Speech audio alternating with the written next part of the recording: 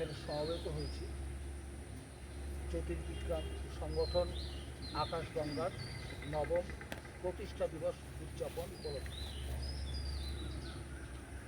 আমরা 2017 সালের 24শে মে তারিখটিতে এই জ্যোতির্বিজ্ঞান সংস্থার উদ্বোধন বা শুরুর দিন হিসাবে আমরা পালন করেছিলাম।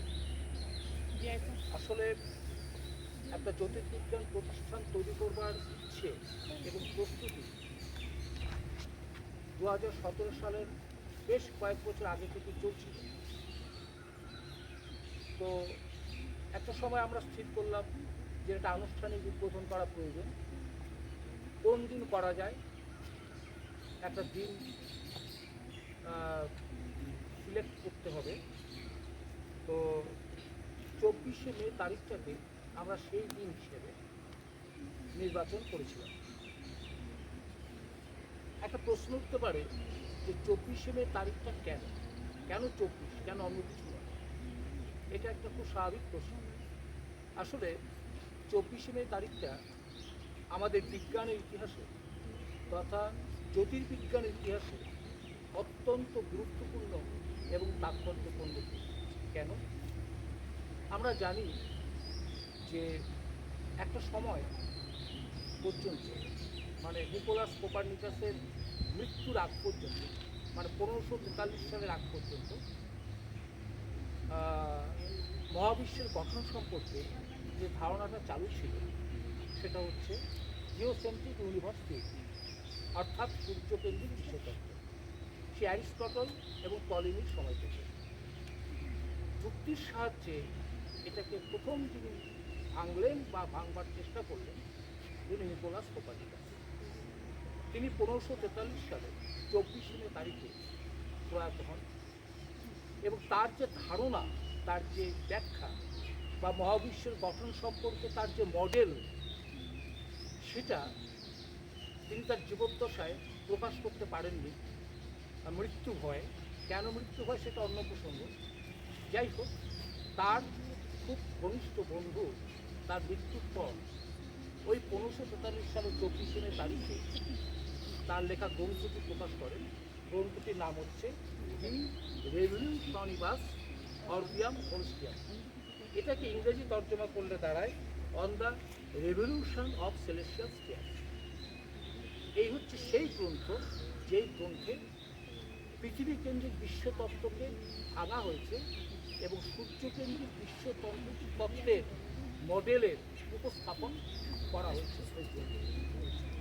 এবং আমরা এখন জানি যে আমাদের সৌরজগৎটা সূর্যকে কেন্দ্র করে গ্রহ এবং গ্রহাণু কয়েকটা অবজেক্ট ঘুরছে। যাই হোক, এখন ব্যাপারটা হচ্ছে সেই সময়ে মহাবিশ্ব সম্পর্কে যে ধারণা ছিল এখন সেই ধারণাটা অনেক পাল্টে গেছে।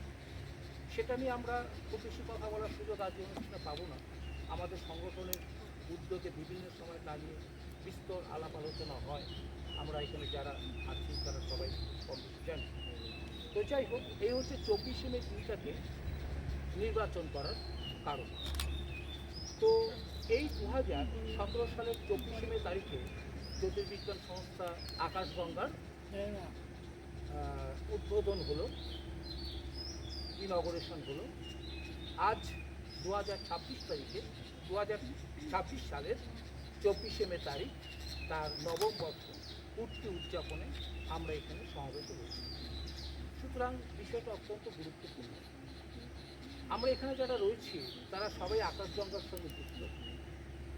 আমরা আমার আলাদা করে ধন্যবাদ জানাবার কিছু বিষয় নয়, কারণ সবাই যেহেতু আকাশগঙ্গার সদস্য তারা তাদের অনুষ্ঠানে সমবেত হবে, এটা খুবই স্বাভাবিক। তবুও এই সন্ধ্যায় সকলকে শুভ সন্ধ্যা, শুভেচ্ছা জানাচ্ছি আমার জায়গা থেকে, আমার তরফ থেকে।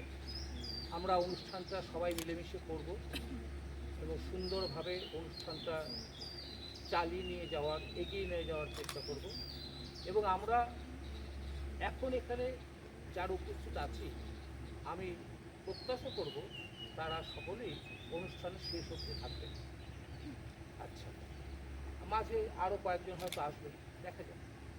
তো আজকের অনুষ্ঠানের ভূমিকা আমি পেশ করলাম। তো একদম প্রথমে উদ্বোধনী সঙ্গীত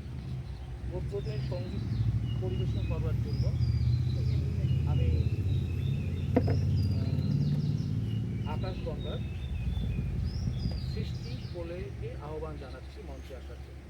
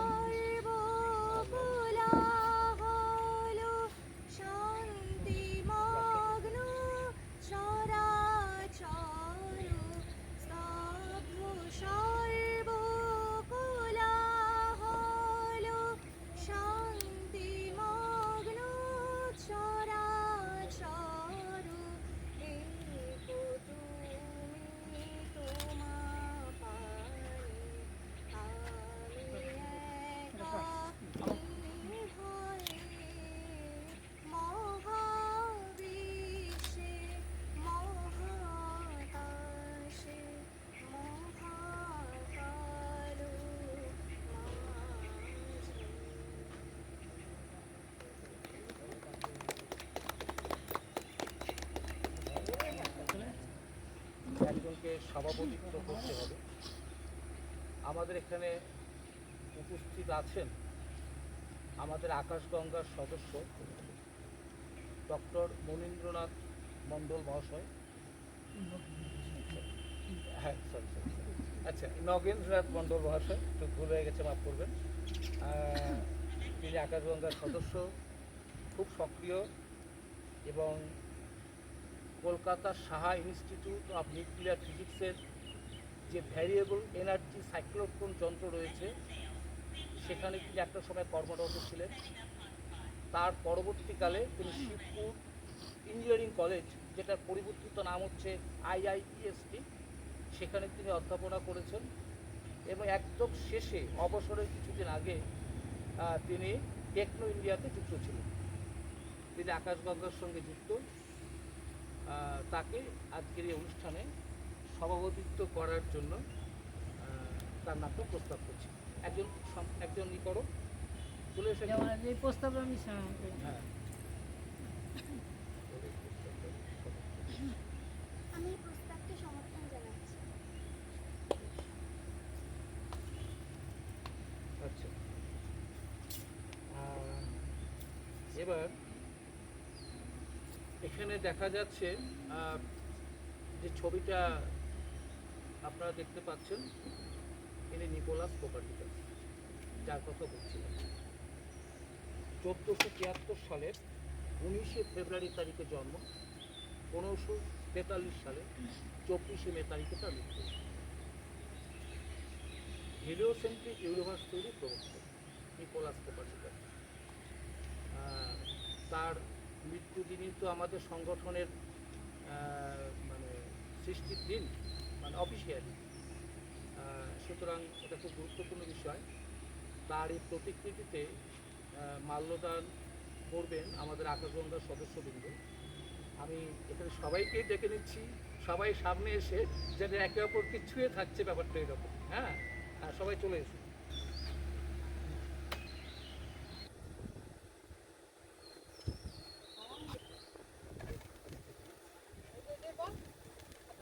হ্যাপি বার্থডে টু ইউ, বানাচ্ছে happy birthday to you, happy birthday organisation Akashganga. তোরা সেইটা বল, কার কিসের হ্যাপি বার্থডে বলছিস? ইউ বললা তো কাজ এ আমার হাত ধরবা না একটু কি করো?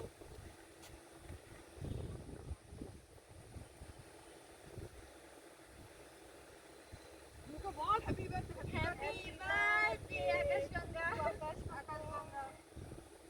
এখন তো এই করব করব।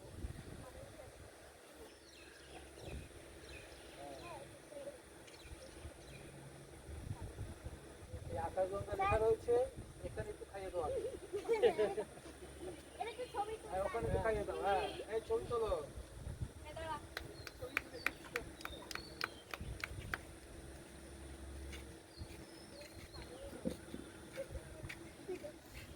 এটা দেখো অন্য দরকার ছিল।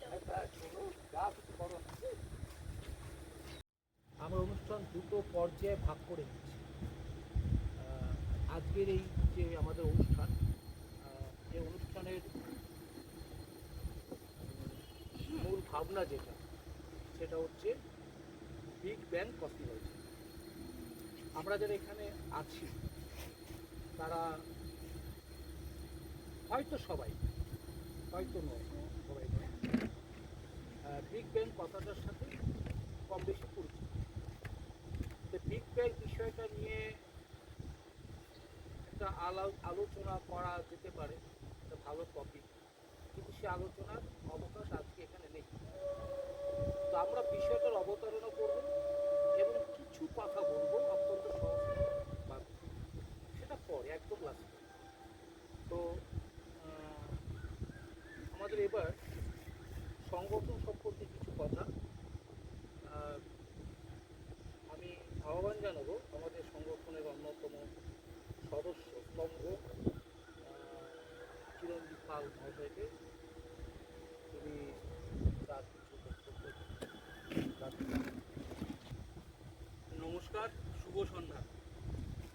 আজ আকাশগঙ্গা জ্যোতির্বিজ্ঞান সংস্থার 9তম প্রতিষ্ঠা দিবস। এই মহতী লগ্নে আমাদের আপনাদের সবাইকে প্রথমেই জানাই শুভেচ্ছা ও অভিনন্দন অনেক অনেক এখানে আসার জন্য। দেখতে দেখতে আমাদের এই আকাশগঙ্গা সংস্থাটা আজ 9 বছর পূর্ণ করে 10 বছরে পদার্পণ করবে। তো বিজ্ঞান মনস্কতা এবং মহাকাশ বিজ্ঞানের সাধারণ মানুষের কাছে পৌঁছে দেওয়া, এই যে স্বপ্ন নিয়ে আমাদের এই সংগঠনটা তৈরি হয়েছিল, আজ সেই দিনটাকে আবার একবার পুনর্মূল্যায়ন করার জন্য আমাদের এবং ভবিষ্যতের যে সুপরিকল্পনা রয়েছে আমাদের এই আকাশগঙ্গা সংগঠনকে নিয়ে, তার একটা স্বপ্ন দেখার বা স্বপ্ন বোনার আজকে দিন। তো আজকের এই বিশেষ দিনে আমি অত্যন্ত আনন্দের সাথে আমাদের এই গত 1 বছরের একটি বিশেষ সাফল্যের কথা বলে নেব, যেটা হচ্ছে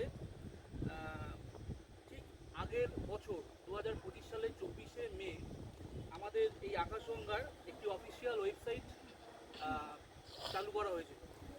সেটি অনুষ্ঠানটা হয়েছিল আমাদের মদনপুর কেন্দ্রীয় আদর্শ বালক বিদ্যালয়ে, এবং সেই আনুষ্ঠানিক এবং যে অনুষ্ঠানটা হয়েছিল এবং আনুষ্ঠানিক সব তথ্য আমাদের আনন্দবাজার পত্রিকাতেও পাবলিশ হয়েছিল। এবং আমি অত্যন্ত গর্বের সাথে জানাচ্ছি যে গত 1 বছরে আমাদের ওয়েবসাইটের পারফরমেন্স এবং মানুষের প্রতিক্রিয়া ছিল অভূতপূর্ব এবং মানে এক কথায় যাকে বলে সত্যি প্রতিক্রিয়া খুবই অভূতপূর্ব ছিল।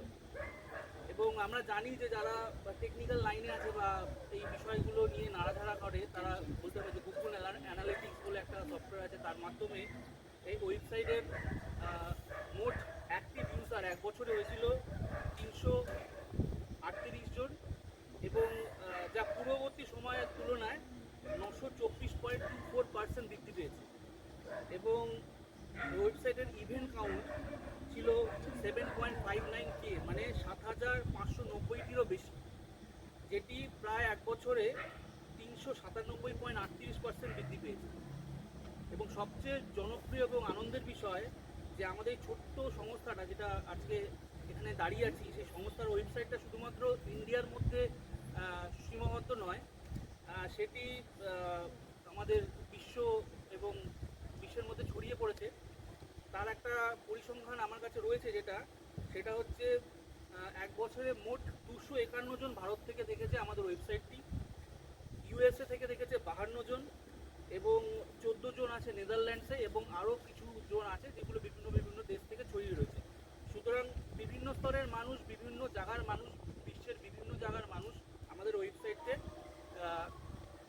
মানে আকর্ষণ করতে শুরু করেছে, তাদের মন আকর্ষণ করতে শুরু করেছে এবং তারা সেই ওয়েবসাইটটা ফলো করছে।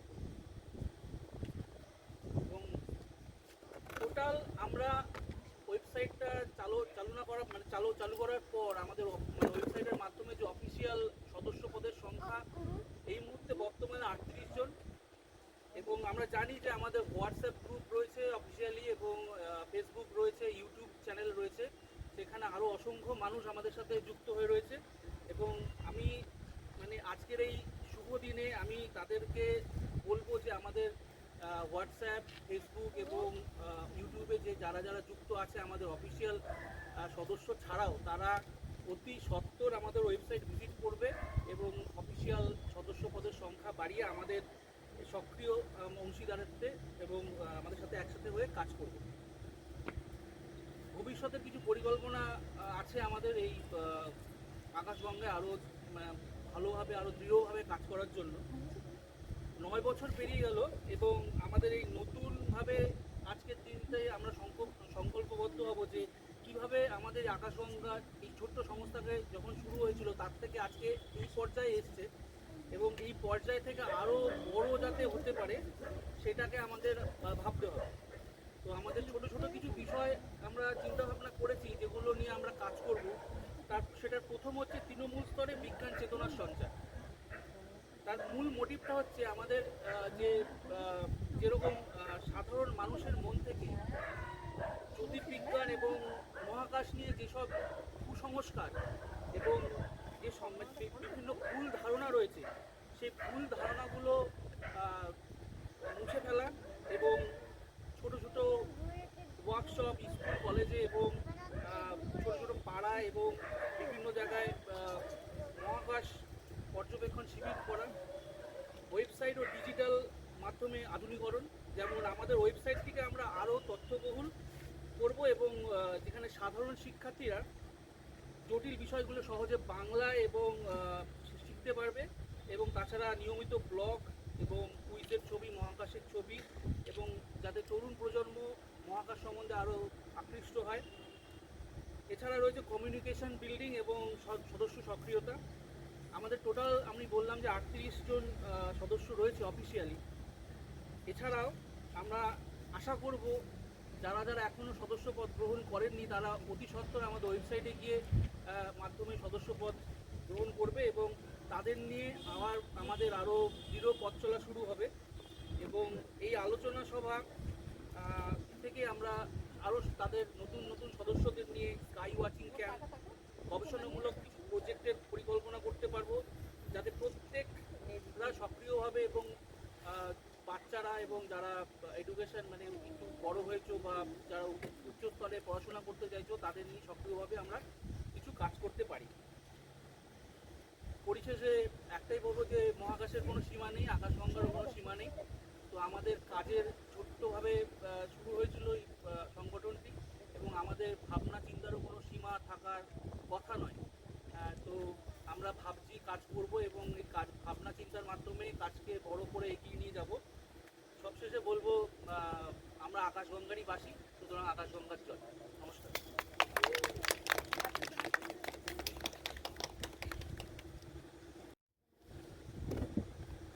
এবার সভাপতির ভাষণ।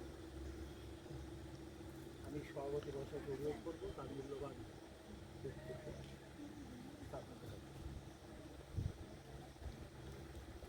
শুভ সন্ধ্যা।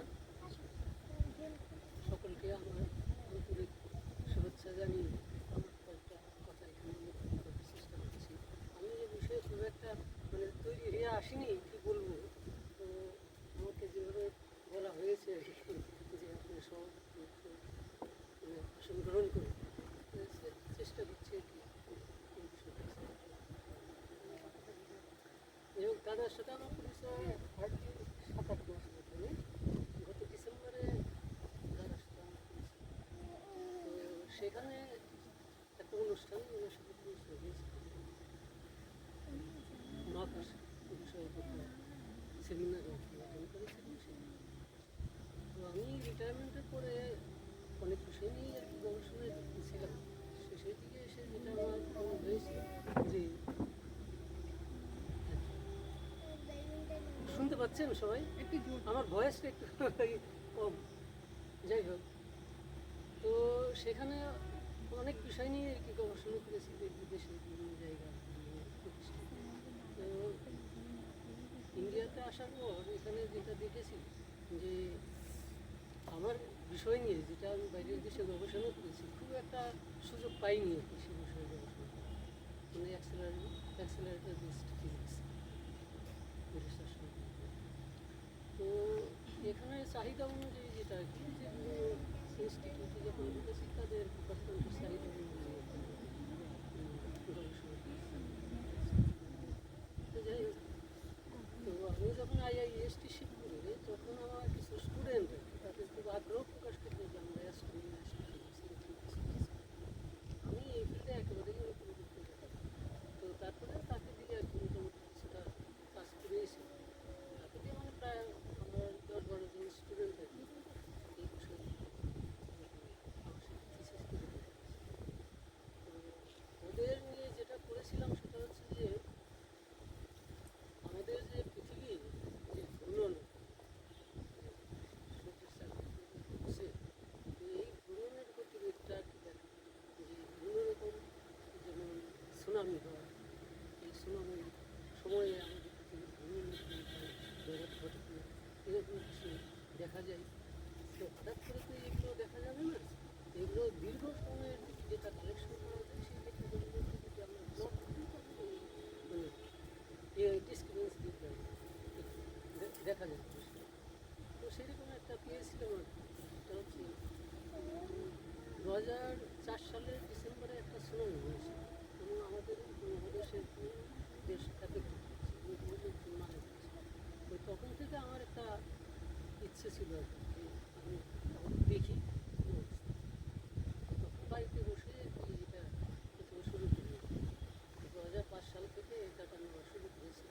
সেই যেটা 2019 সাল থেকে নিয়েছি প্রত্যেক উইকেন্ডে সন্ধ্যা আর ওই সকাল থেকে আর কি শুরু করতে হবে 1 ঘন্টা পর কালেকশন কিউজ অ্যানালাইসিস করে এবং আমার স্টুডেন্ট যেটা করেছিল 2011 সালে যেটা সুনামি হয়েছিল, জাপানের একটা বিশাল বড় সুনামি। সেই সুনামিতে আমি যেখানে থাকতাম টোকিও থেকে প্রায় 200 কিলোমিটার দূরে ফুকুশিমা। ফুকুশিমাতে আমাদের একটা রিসোর্স ছিল, সেই রিসোর্সের কাছাকাছি আর কি একটা অ্যাটমিক পাওয়ার প্ল্যান্ট ছিল, সেটা ভীষণভাবে ক্ষতি করে। আমি তো চলে এসেছি, ছিলাম। আমি 1995 থেকে 2003 সাল তো 2011-তে এই ঘটনা এবং আমি তখন তো তখন আমার স্টুডেন্ট আর কি যেটা নিয়েছিল, আমি প্লট করে দেখেছিলাম যে কিছুটা মানে তার নিজস্ব যে গতি পথ সে গতি আবার নির্দিষ্ট করতে। তো এইটা মোটামুটি অনেকদিন পর আর কি একটু লেখা হয়েছে সেগুলো পাবলিশ তো এইটা রেখেছি মানে ধরে রেখেছি কোনো ছেড়ে দিইনি সে। তো তারপরে আবার রিটায়ারমেন্টের পরে আর কি 2021-এর পর থেকে ভাবছি নতুন করে আবার কিছু একটা করবো। তো 2024-25 থেকে আবার সুযোগ পাইছি নতুন। তো দাদা ডিফারেন্টলি ইন্টারেস্ট অ্যাডভাইস করলেন যে আপনি একটা ইয়ে কিনে টেলিস্কোপ। তো দাদাকে টেলিস্কোপ কেনার জন্য দিয়েছিলাম। সেই থেকে আবার নতুন করে যাচ্ছে এবং আমি বিভিন্ন সময় আর কি আমাদের চাঁদের সেন্টার গ্রহ সেন্টার কেনার চেষ্টা করছি এবং কিছু কিছু ডেটা কালেকশন করছি ভবিষ্যতে তো ডেটা কালেকশন আমি আকাশগঙ্গায় প্রায় দিই এবং ছাত্রছাত্রীদেরকে বলি যে তোমরা তোমাদের নিজস্ব কমেন্ট ইদানিং আমার যেটা মনে হয়েছিল অনেক সময় শুনেছি কি আমরা হয়তো সকলেই জানি যে আমরা তাদের একটা ফেসি তো সত্যিকারেই কি আমরা একটা ফেসি দেখি বিভিন্ন সময় বিভিন্ন ফেসি দেখি তো সেটা নিয়ে আমার একটু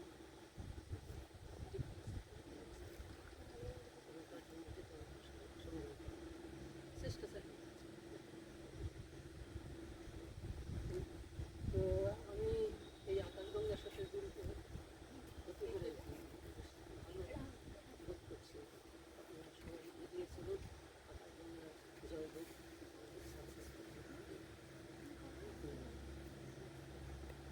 তো এই আকাশগঙ্গার সাথে জড়িত হয়ে আমার যেটা ভালো লাগছে যে সবাই বেশ ইয়াং এবং আগ্রহী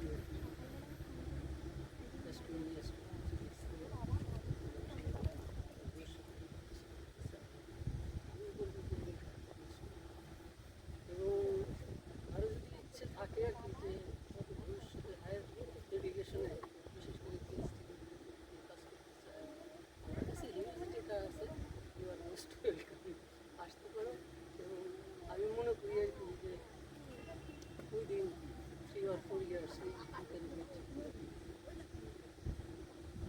সে পর্যন্ত আর কি কালেকশন করা আছে, এটা ডিপেন্ড করে আর কি তোমাদের উপরে কতটা পেতে হবে।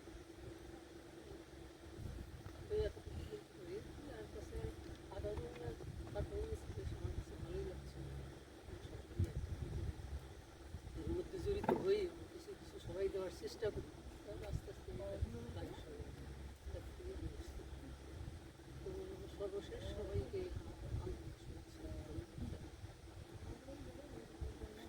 ভালো থাকবেন, সবাই সুস্থ থাকবেন, আসলে গিয়ে আমরা সবাই একসাথে কিছু করার চেষ্টা করি। ঠিক আছে,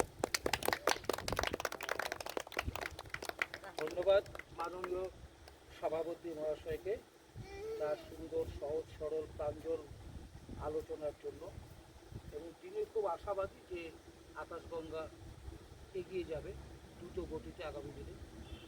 তো এবার একটুখানি আমরা চেঞ্জ আনব, একটা নাচ,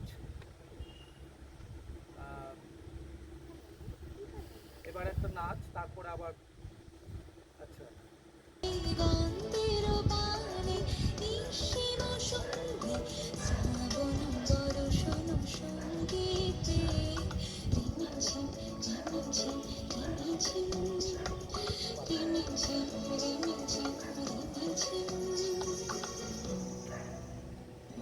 মোর হংস বলাকার পাখায় চাই ওড়ে কচিত কচিত চকিত তড়িত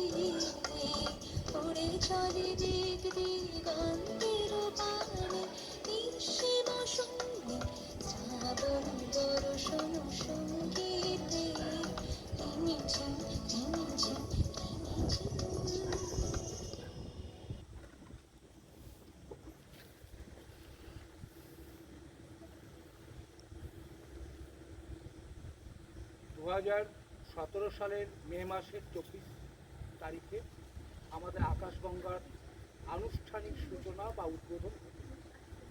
তারপর আমরা 9টি বৎসর অতিক্রম করলাম এবং আজ রাত 12টার পরপরই আমরা একটা নতুন 10ম বর্ষে পদার্পণ করতে চলেছি। তো এই যে এতগুলো বছর গেল, মানে 9টি বছর, এই 9টি বছরে আমরা কী কী কর্মসূচি নিয়েছি সে সম্পর্কে একটা আভাস আমি এখন দেওয়ার চেষ্টা করব। প্রথমে বলি 2018, 2019, 2020, 2021 সেই সময়কালে করোনা এবং আরও কয়েকটি অসুবিধার কারণে আমরা বাইরে খুব বেশি কর্মসূচি নিতে পারিনি। কিন্তু 2022, 2023, 2024, 2025 এবং 2026-এর 26-এর এই যে প্রায় মাঝামাঝির দিকে আমরা আছি, এই সময়কালে আমরা বেশ কিছু কর্মসূচি নিতে পেরেছি বা নিয়েছি। আমি কয়েকটা তথ্য উল্লেখ করব, তাতে আমাদের সবার একটু বুঝতে সুবিধা হবে যে আমরা কেমন কাজ করেছি। প্রথমে বলি স্কাই ওয়াচিং প্রোগ্রাম, মানে আকাশ দেখার প্রোগ্রাম আমরা মোট করেছি 40টা, আমাদের মদনপুর এবং মদনপুরের বাইরে সব মিলিয়ে একদম 40। অফলাইন সেমিনার, আলোচনা, পাওয়ার পয়েন্ট প্রেজেন্টেশন হয়েছে 14টা, মদনপুর ও মদনপুরের বাইরে সবটা মিলিয়েই বলছি।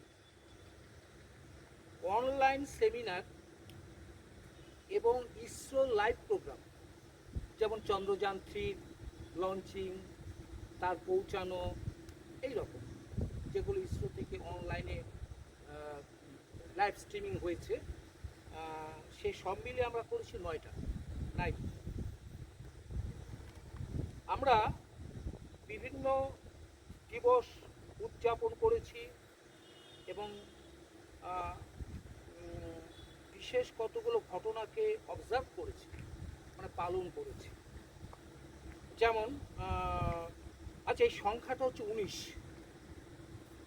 এই অবজারভেশন এবং সেলিব্রেশন, এই সংখ্যাটা 19 কী কী ছিল এর মধ্যে? মুখ্যত অ্যাস্ট্রোনমি ডে, জ্যোতির্বিজ্ঞান দিবস 17 ফেব্রুয়ারি তারিখ, ন্যাশনাল স্পেস ডে, জাতীয় মহাকাশ দিবস 23 আগস্ট, ন্যাশনাল সায়েন্স ডে, জাতীয় বিজ্ঞান দিবস 28 ফেব্রুয়ারি, international day of human space flight 12 April, কবি প্রণাম মানে টেগোরস বার্থডে সেলিব্রেশন আমরা করেছি কয়েকবার, এবছরও করেছি আমরা জানি, সেটা হয়েছে। আকাশগঙ্গার ফাউন্ডেশন ডে হচ্ছে 24 মে তারিখ প্রতি বছর। আর এছাড়া কিছু একটা সোলার এক্লিপস, কারণ এখানে টোটাল সোলার এক্লিপস এর মধ্যে এখানে হয়নি, পার্শিয়াল, তারপরে লুনার এক্লিপস মানে চন্দ্রগ্রহণ, তারপরে কমেট অবজারভেশনের চেষ্টাগুলো আমি বাদ রেখেছি, যেটা দেখেছি সেটা এইসব সংখ্যা মিলিয়ে সব মিলিয়ে 19টা। আচ্ছা, আমরা কিছু অ্যাস্ট্রোনমি ট্যুর করেছি এবং পার্টিসিপেশন করেছি, যেটা মানে আমাদের এখানকার বাইরে গিয়ে। একটা করেছি সায়েন্স সিটিতে, আমরা পার্টিসিপেট করেছি।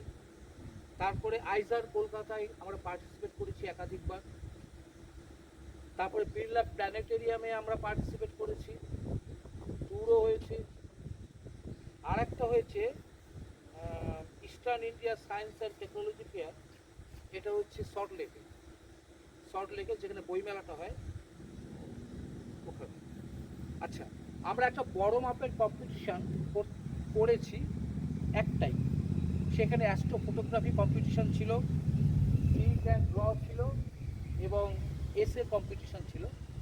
এই কম্পিটিশানটা মোটামুটি লোকাল পার্টিসিপেশনে বেশি হয়েছে। মদনপুর কেন্দ্রীয় আদর্শ বিদ্যালয়, যেটাকে আমরা বয়েজ বলি, এবং মদনপুর কেন্দ্রীয় আদর্শ বিদ্যালয় গার্লস, এর পার্টিসিপেন্টরাই অংশগ্রহণ করেছিল।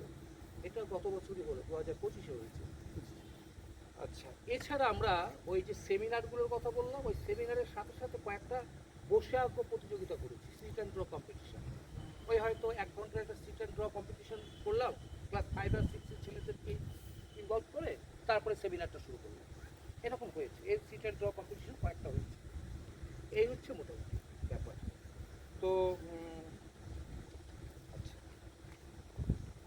আমরা কী কী প্রোগ্রাম করেছি সেটা বললাম। একটা কথা যেটা আমার আগেই চিত্তরঞ্জন চিরঞ্জিত পাল ব্যক্ত করেছেন, আমরা কি করতে চাই, সেটা আমারও কথা, একই কথা বিষয়। সেটা হচ্ছে আমরা আরও বেশি বেশি করে কর্মসূচি আমরা নিতে চাই আগামী দিনে। আমাদের এই বৎসরে 2026-এ এই মে মাসের মাঝামাঝি পর্যন্ত প্রায় 17টা প্রোগ্রাম হয়ে গেছে, 17 প্রোগ্রাম, 17খানা প্রোগ্রাম হয়ে গেছে। আমরা এক প্রকার ভালো অবস্থায় আছি।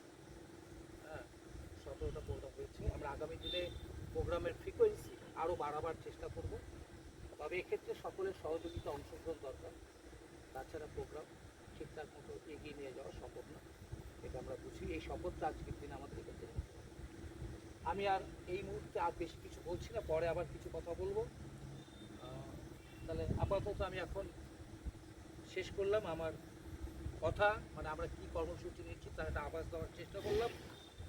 আচ্ছা, এবার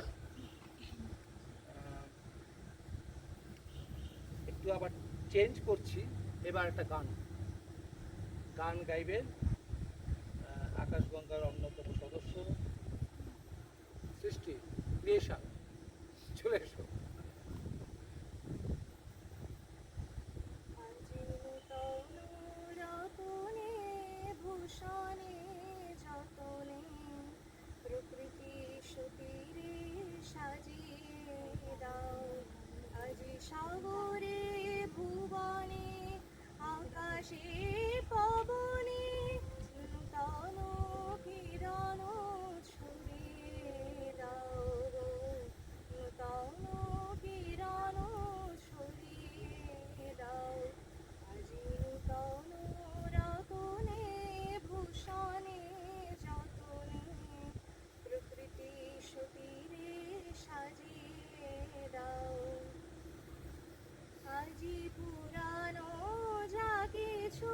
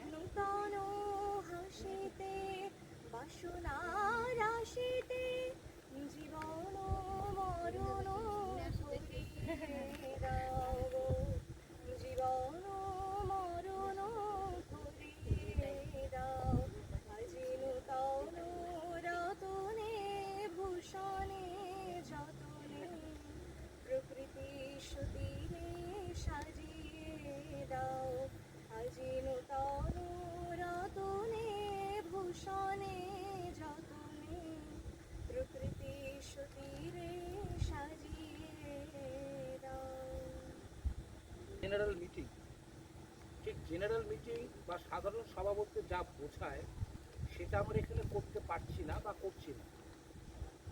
তার কিছু টেকনিক্যাল ব্যাপার মেনটেন করতে হয়, সেটা আমরা এখানে করছি না বা করা যাচ্ছে না। কিন্তু আমরা এটাকে একটা মিটিংয়ের মতো করেও নিতে পারি। মানে ব্যাপারটা এই নয় যে আমরা কয়েকজন বলবো বাকিরা শুনবো, আমি সেই জায়গায় ব্যাপারটাকে রাখতে চাইছি না। যারা আমার সামনে বসে আছেন কোনোভাবে পার্টিসিপেট করেননি, তারা যদি কিছু বলতে চায়, ধরো আমি তাদেরকে আহ্বান জানাবো, তারাও দু চার কথা বলুন আকাশগঙ্গা সম্পর্কে তাদের কী ধারণা, তাদের কী প্রত্যাশা, বা হয়তো এমন কিছু কথা আছে যেটা এখনো বলা হয়নি, আজকে এখানে বলা যেতে পারে, একদম পরিষ্কার বলা যেতে পারে যে আমরা এগুলো চাইছি, এগুলো হলে ভালো হয় ইত্যাদি। সেই কথাগুলো বলার সুযোগ এখন থাকছে। হ্যাঁ, আমি সেই জন্যই আমি ডেকে নেবো। আমি এর নাম ধরে ডাকছি না, কারণ জানি না তোকে কি ভাবছেন, তারা এখানে চলে আসে, চলে এসে দু চার কথা বলবে। আকাশগঙ্গার একজন সদস্য হিসেবে আজকের অনুষ্ঠানে উপস্থিত থেকে খুবই ভালো লাগছে। এবং যেরকম স্যার বললেন যে বিজ্ঞান চর্চাটা বাংলা ভাষাতে যাতে আরও ছাত্রছাত্রীদের কাছে পৌঁছে দেওয়া যায়, সেটা তো অবশ্যই একটা লক্ষ্য আছে। এবং সেই সঙ্গে আর কিছু আবার পরামর্শ বা মন্তব্য যাই বলুন, সেটা থাকবে যে কিছু ব্যবহারিক এগুলো হাতে কলমে যেটা বিজ্ঞান যে কর্মসূচি যেটা বা অনুষ্ঠান যেটা হয়, যদি 4 মাস বা 5 মাসে একটা অন্তত নেওয়া যায়, যে কিছু হাতে কলমে আমরা করে দেখলাম, শিখলাম, কিছু জানলাম, এটা একটা বক্তব্য থাকে। আর আজকের অনুষ্ঠানে যারা বক্তব্য রাখলেন বা যারা বিভিন্ন রকমের অনুষ্ঠান করলেন, সেটা খুবই ভালো লেগেছে। এবং আশা করি আগামী দিনেও এরকম আকাশগঙ্গায় এরকম কর্মসূচিতে উপস্থিত থাকতে পারবো এবং আরও কিছু নতুন কিছু শিখে সমৃদ্ধ হতে পারবো। ধন্যবাদ। হ্যাঁ, এবার আকাশগঙ্গায় যারা একদম নিয়মগতভাবে একদম নথিভুক্ত হয়েছে তাদের নামগুলি তো করে দেবেন।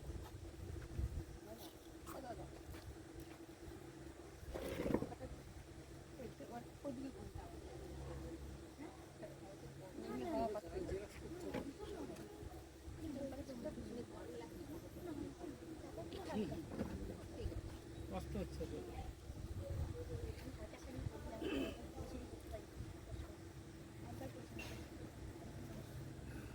আচ্ছা, আকাশগঙ্গার প্রথম সদস্য হচ্ছে ঈশান মল্লিক, দ্বিতীয় সদস্য অনুষ্কা ভট্টাচার্য, ভালো হয়।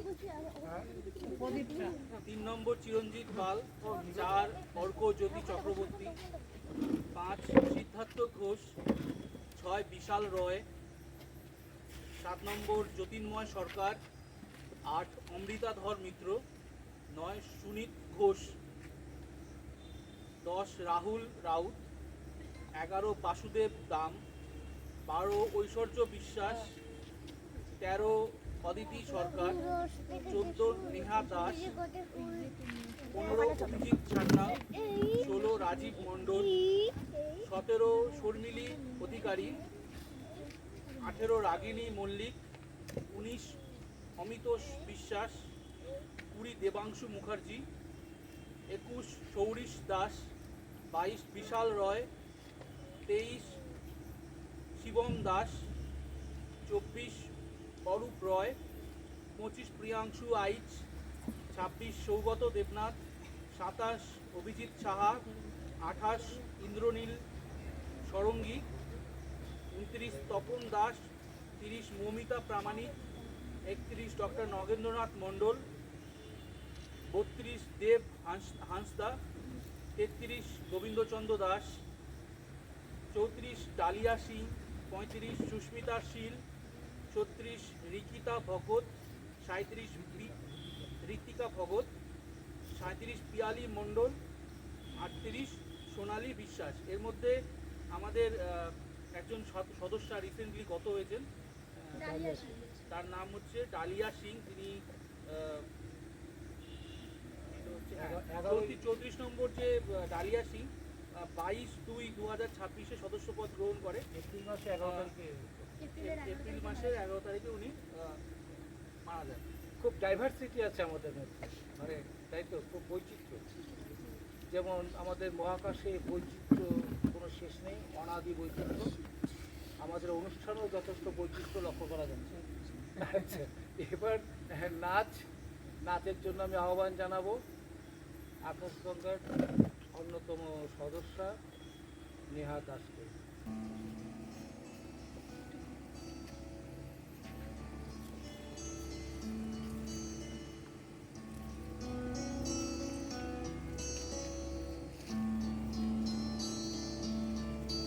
প্রাণ ভরিয়ে তৃষা ভরিয়ে মোরে আরো আরো আরো দাও প্রাণ। প্রাণ ভরিয়ে তৃষা হরিয়ে মোরে আরো আরো আরো দাও প্রাণ। তব ভুবনে তব ভবনে মোরে আরো আরো আরো দাও স্থান। মোরে আরো আরো আরো দাও প্রাণ। প্রাণ ভরিয়ে তৃষা ভরিয়ে মোরে আরো আরো আরো দাও প্রাণ।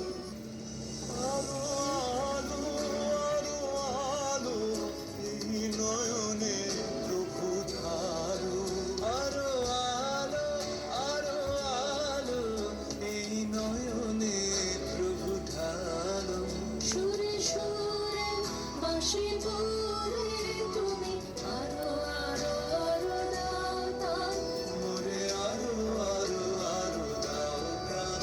প্রাণ ভরিয়ে তৃষা ভরিয়ে মোরে আরো আরো আরো দাও। আচ্ছা, এখন নেহা দাস একটা বই থেকে, বইটার নাম বলে দাও। Echo of the big book of the big bang, তারপরে মিশেল ডি লেমনিকের লেখা। মানে একটা ছোট্ট অংশ পড়ে শোনাচ্ছে। ব্যাপারটা স্বয়ংসম্পূর্ণ অংশ নয়, কারণ একটা ছোট্ট পিস অংশ পড়ে শোনাচ্ছে, যার মধ্যে আমাদের আগের যে মডেল ছিল, অনেক আগের model, before the discovery of telescope, তারপরে big bang theory, steady state cosmology, এইসব কথাগুলো ছোঁয়া আছে। আজকের দিনে এই অংশটা খুব প্রাসঙ্গিক, সেটাও পড়ে শোনাচ্ছে। অল্পক্ষণ লাগবে, করো পরিষ্কার করে জোরে জোরে করো। It would become clear a decade or so later that while Hubble's measurements of the galaxy's recessional velocities were accurate, his distance measurements were way off. He thought the galaxies were much closer than they actually were, which in turn had skewed his constant badly. But during the 1950s, the Big Bang acquired both its popular name and its chief rival from the same source. Fred Hoyle was a brilliant young physicist, easily as creative and iconoclastic as George Gamow, who would go on to help explain in detail how many of the chemical elements are forged in the cores of stars rather than in the element, as Gamow had proposed. He would also become a successful author of science fiction, and like Gamow, he would become the co-author and chief representative of a leading version of cosmology. According to one story, Hoyle and two University of Cambridge colleagues, Herman Bondi and Thomas Gold, went to see a movie called Dead of Night, in which the story ends at point where it begins. Inspired by the bizarre plot, Hoyle red while conceived and the three worked out the so-called steady state theory of the universe. The steady state theory acknowledged the inescapable fact that the galaxies were apart. But in contrast to the Big Bang, it argued that they had always been doing so. This was in keeping with the so-called Copernican principle. A half millennium ago, Copernicus argued that the Earth is not the center of the universe, and in these centuries since, astronomers had gradually realized that the Sun is not the center, and finally, with the discovery of the expanding universe, that our galaxy is not at the core of things either. The principle states that we occupy no special vantage point in space. According to this steady state theory, we also occupy no special place in time. The universe has always looked pretty much as it does now. In order to explain the fact that the galaxies are not all infinitely far apart by now, the steady state further argues that matter is continuously being created in empty space, and that this matter eventually gives rise to new galaxies which fly apart in turn. This steady state was not any more preposterous than the Big Bang. Really, the latter suggested that all the matter in the universe was created in an instant. The latter only called for the creation of the hydrogen atom per cubic meter of space per year on average.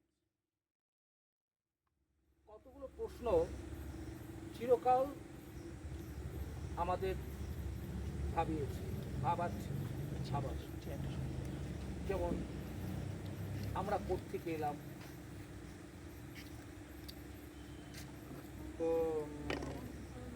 এই যে মহাবিশ্বকে আমরা দেখছি, মহাবিশ্বটা সৃষ্টি কিভাবে হলো, মহাবিশ্বটা কত বড়, মহাবিশ্বটা কোথায় গিয়ে শেষ, এরকম হাজারো প্রশ্ন আমাদের মনে উঠবে।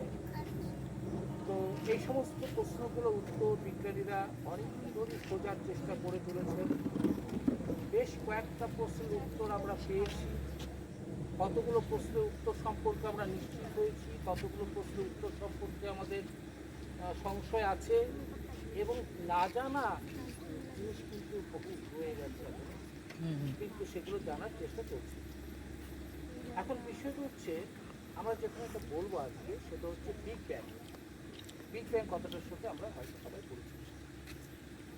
বিগ ব্যাং শব্দটার বাংলা করা হয়েছে মহাবিস্ফোরণ। এর একটা আলাদা ঘটনা আছে, সেটা হচ্ছে মহাবিশ্ব কিভাবে সৃষ্টি হলো তা নিয়ে বেশ কয়েকটা মডেল বা থিওরি বা তত্ত্ব আছে। তিনটে তত্ত্ব আছে। এই তত্ত্ব তিনটের মধ্যে যে তত্ত্বটা এখনো পর্যন্ত বেশিরভাগ বিজ্ঞানী মেনে নিয়েছেন এবং যেটা বিশ্বাস করা হচ্ছে, সেই জিনিসটার নাম হচ্ছে big bang theory. Big bang theory, ঠিক আছে? আচ্ছা, এবার আমি প্রথমে যেটা বলবো সেটা হচ্ছে 1929 সালের কথা। এই জায়গা থেকে বলি আমি, বিজ্ঞানী এডুইন হাবল তিনি মাউন্ট পালামোরে অবজারভেশন বা পর্যবেক্ষণ চালাচ্ছিলেন টেলিস্কোপে। তিনি বিস্ময়ের সাথে লক্ষ্য করলেন যে দূরের গ্যালাক্সিগুলো আমাদের মিল্কি ওয়ে গ্যালাক্সি বা আকাশগঙ্গা গ্যালাক্সি থেকে দূরে সরে যাচ্ছে, এবং যে গ্যালাক্সি যত বেশি দূরে, সেই গ্যালাক্সির পশ্চাৎপসরণ গতিবেগ, যাকে বলে রিসেশনাল ভেলোসিটি, তত বেশি। মানে যে যত দূরে সে যেন তত বেশি জোরে ছুটে যাচ্ছে। এইভাবে সমস্ত গ্যালাক্সিগুলো মাত্র দুটো বাদ দিয়ে, অ্যান্ড্রোমিডা আর এলএমসি বাদ দিয়ে, বাকি গ্যালাক্সিগুলো দূরে দূরে সরে যাচ্ছে। এইবার একটু আমার দিকে তাকাতে হবে। সবচেয়ে গুরুত্বপূর্ণ বিষয় সেটা হচ্ছে, ধরা যাক আমরা একটা নির্দিষ্ট জায়গায় দাঁড়িয়ে আছি, মহাকাশে কোনো একটা জায়গায় আমরা দাঁড়িয়ে আছি। মহাকাশের কোনো জায়গা কিন্তু সুবিধাজনক জায়গা নয়। আমরা কখনই ভাববো না যে আমরা পৃথিবী মানে মহাবিশ্বের কেন্দ্রে দাঁড়িয়ে রয়েছি, একদম তা নয়। আমরা স্থানকালের কোনো একটা বিন্দুতে আছি। কোনো একটা মুহূর্তে আমাদের চারপাশে গ্যালাক্সিগুলো এইরকম বিভিন্ন বিন্দুতে রয়েছে। আমি সেই বিন্দুগুলিকে মোটামুটিভাবে যোগ করে মোটামুটি একটা গোলকের মতো ভাবনা ভাবতে পারি। তাহলে ঘুরিয়ে বলতে পারি আগে ওই বিন্দুগুলো আরও কাছাকাছি ছিল, যেটা এখন এখানে সেটা আগে এখানে ছিল। এটা দূরে চলে যাচ্ছে। ধরা যাক কোনো একটা সময় দেখলাম যে বাড়ির থেকে কেউ বেরিয়ে হেঁটে হেঁটে তোমরা এখানতে এসেছো, 10টায় বাইরে থেকে বেরিয়েছে, 10টা 10 এখানে আছো।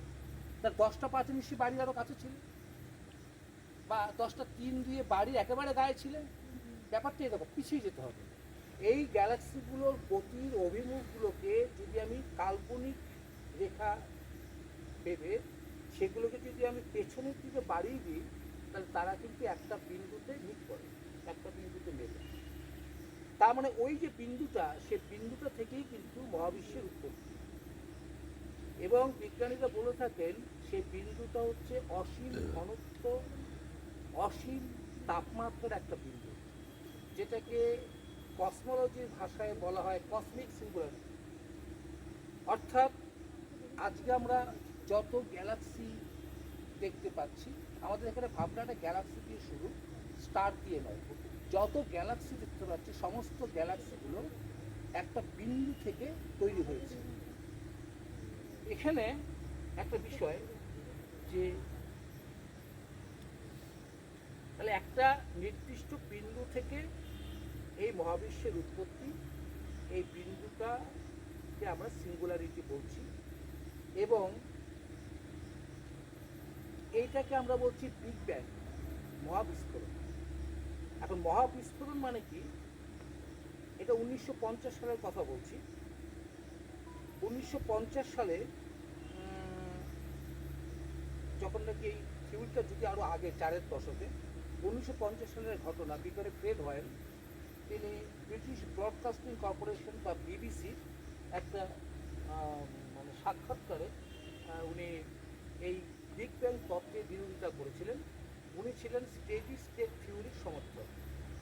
তিনি এই বিগ ব্যাং তত্ত্বটাকে একটুখানি মানে ব্যঙ্গ করে উনি বলেছিলেন বিগ ব্যাং, তারপর বৃহৎ বিস্ফোরণ। তার মানে মহাবিশ্বের যেখানে যা বস্তু রয়েছে সব কিছু একটা নির্দিষ্ট বিন্দুতে ছিল, এবং সেখানে একজন একটা বিশাল বড় বিস্ফোরণ ঘটল, তারপরে সেগুলো চারিদিকে ছড়িয়ে পড়ল। যেভাবে কোনো একটা মানে বিস্ফোরক পদার্থের বিস্ফোরণ হলে তার উপাদানগুলো যেমন চারিদিকে ছিটকে পড়ে এবং একটা শব্দ হয়, আলোর ঝলক দেখা যায়, এইরকম একটা ঘটনা বোধ হয় যেটা ঘটেছিল। আমি একটা বিষয় উল্লেখ করব এবং তার সাথে মাপ চেয়ে নেব। সেটা হচ্ছে, আমি যতগুলো আলোচনা শুনেছি এই বিগ ব্যাং ব্যাপারটা ঠিক কী, প্রায় সবগুলোতেই একটা ভয়ঙ্কর গোলমেলে ভুল কথা বলা হয়েছে। অর্থাৎ বিগ ব্যাং মানে যেন একটা ওই যে বৃহৎ বিস্ফোরণ, মানে একটা ভয়ঙ্কর একটা শব্দ হয়ে বৃহৎ বিস্ফোরণ হলো, চারিদিকে সব জিনিসপত্র ছিটকে গেল, সেটাই হলো গ্যালাক্সিগুলো আজকের দিনে। এই যে বিস্ফোরণ বলতে আমরা যা বুঝি তা কিন্তু আদৌ ঘটেনি, এবং শব্দ তৈরি হওয়ার প্রশ্নই ওঠে না, কারণ তখন কোনো স্পেস বা স্থান সময় কিচ্ছু ছিল না। মনে রাখতে হবে যে বিগ ব্যাংয়ের মুহূর্তের আগে কি ছিল সেই প্রশ্ন করা যাবে না। বিগ ব্যাংয়ের মুহূর্ততে কি ঘটেছিল সে কথা আমরা কেউ বলতে পারবো না, কারণ পদার্থবিদ্যার সমস্ত নিয়মকানুন ওই মুহূর্তে অচল, খাটে না। একমাত্র বিগ ব্যাংয়ের পরে কি কি ঘটেছে সেটা আমরা বলতে পারবো, তার আলোচনা কসমোলজিতে আছে। আমরা সৃষ্টির পরের মুহূর্তের ঘটনাগুলো বা ইতিহাসটা বলতে পারবো, কিন্তু সৃষ্টিটা ঠিক কীভাবে হলো সেটা আমাদের কারোর জানা নেই। জানা নেই এই কারণেই যে ওই সময়টাকে জানবার জন্য যে ভৌত শর্তগুলো থাকা দরকার, এক্সপেরিমেন্ট বা থিওরিটিক্যাল, তা আমাদের কিচ্ছু নেই। পদার্থবিদ্যার যাবতীয় নিয়মকানুনগুলো সেই জায়গাটায় অচল। শুধু আমরা এইটুকু বলতে পারি যে একটা অসীম তাপমাত্রার, অসীম ঘনত্বের বিন্দুবৎ একটা বিন্দু থেকে, পয়েন্ট লাইক কিছু একটা থেকে আমাদের এই মহাবিশ্বের সূচনা। তার আগে কি ছিল কেন বিস্ফোরণ বা সেই সূচনাটা হলো, এই সমস্ত প্রশ্নের উত্তর আমাদের জানা নেই।